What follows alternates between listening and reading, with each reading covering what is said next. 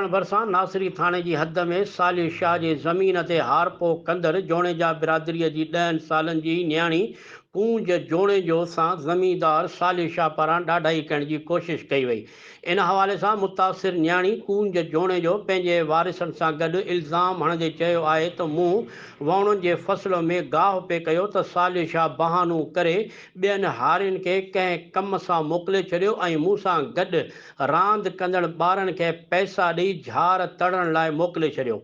जंहिं बाद वैशी सालिह शाह मूं सां ज़बरदस्ती करण जी कोशिशि कई। मुंहिंजे रड़ियुनि जे आवाज़ ते पासे में वण चूंडींदड़ औरतुनि अची मूंखे बचायो ऐं इन्हनि औरतुनि ज़मींदार सालिह शाह खे मारकुट पिणु कई। जंहिं बाद सालिह शाह उते ई फ़रार थी वियो। हिननि आला इख़्तियारनि खे अपील कंदे चयो त मक़ामी ज़मींदार सालिह शाह खे गिरफ़्तार करे असां सां इंसाफ़ कयो वञे।